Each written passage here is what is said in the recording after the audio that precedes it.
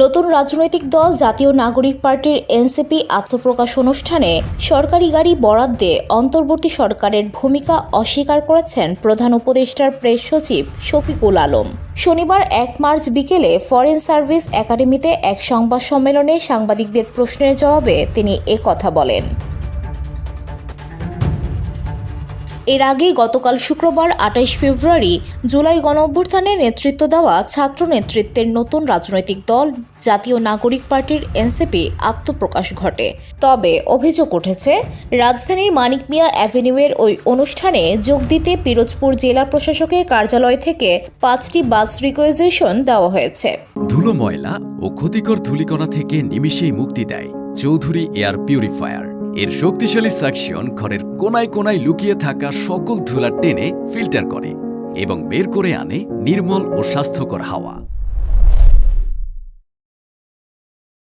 শনিবার বিকেলে গণ অধিকার পরিষদের কেন্দ্রীয় কার্যালয়ে এক সংবাদ সম্মেলনে দলটির সভাপতি নুরুল হক নুরু এ ঘটনার সমালোচনা করে বলেন, নতুন দলের আত্মপ্রকাশ অনুষ্ঠানে যোগ দিতে জেলা প্রশাসকের মাধ্যমে সরকারি গাড়ি ব্যবহার করে ঢাকায় এসেছে ছাত্র জনতা, যা কাম্য না।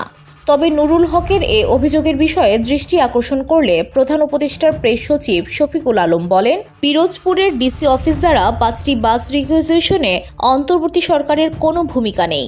জুলাই গণঅভ্যুত্থানে আহত নিহতদের পরিবারের অনুরোধে ডিসি তাদের সহায়তা করেন, কিন্তু ডিসি অফিস বা সরকার কোনো খরচ বহন করেনি। এদিকে পবিত্র রমজানে পণ্যের মূল্য কিভাবে সহনীয় করা যায় তা নিয়ে সরকার কাজ করছে বলে জানান শফিকুল আলম।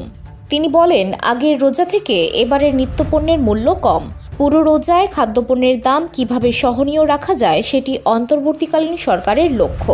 তেল আমদানির দিকে গুরুত্ব দেওয়া হচ্ছে, সয়াবিন তেলের বাজার মনিটর করা হচ্ছে।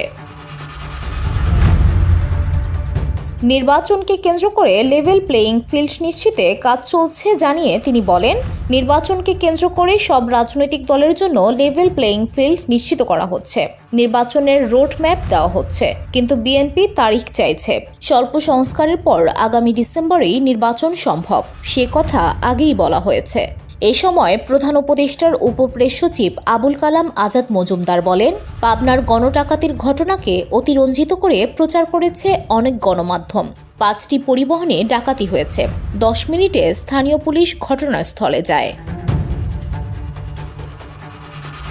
VOD Bangla news desk.